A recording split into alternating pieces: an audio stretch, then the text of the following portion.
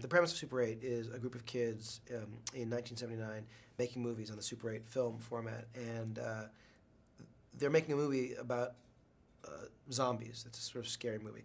And then something actually legitimately terrifying happens in their town.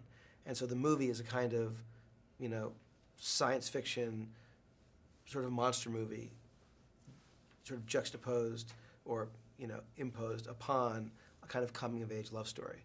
And that's sort of the melding of the two. In the film, the characters of the kids are making a film, and at the very end of the movie, during the credits, you get to see the movie they're making. And so when we were filming, before we would leave a location, I would make sure we filmed the scene from the movie that they were working on.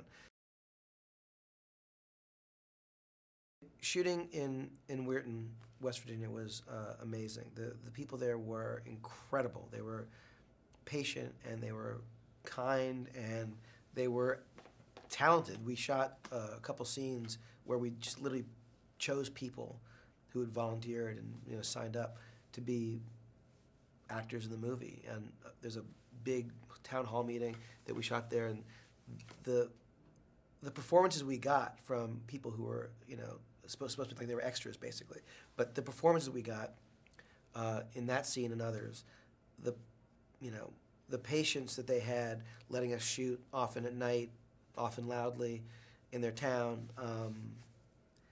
And it's a town that, with the local steel mill having, shrunk to employing just a fraction of the number of people it used to employ, this is a community that's hurting. And these people were just wonderful. And I just felt, privileged to get to work there and work with them. So that was great.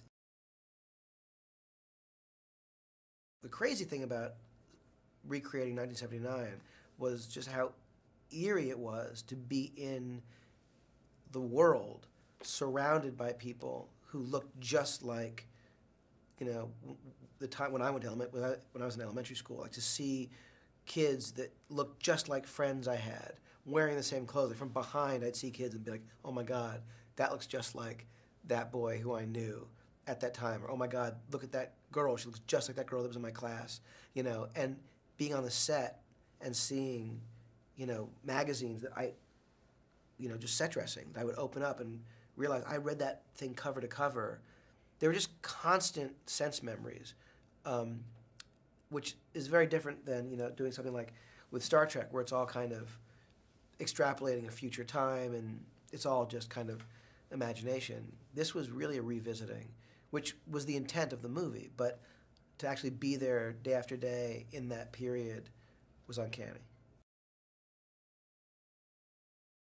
Working with Steven Spielberg on this was just the absolute greatest. I mean, he was deeply involved in the development of the story and the script, casting, and editing the film. I had this idea to do a movie called Super 8 about kids making films on the Super 8 format, and the first thing I did was call Steven Spielberg and say, listen, I got this idea for a movie, and he immediately was interested in collaborating. And at first I thought maybe we could produce it together and someone else would write it and we'd sort of see what it was. But as we sort of developed it, and finally when I thought maybe we should combine this with a genre element, something a little bit scarier. At that point I realized I wanted to try writing it myself, but his involvement from the beginning was just extraordinary, and he was,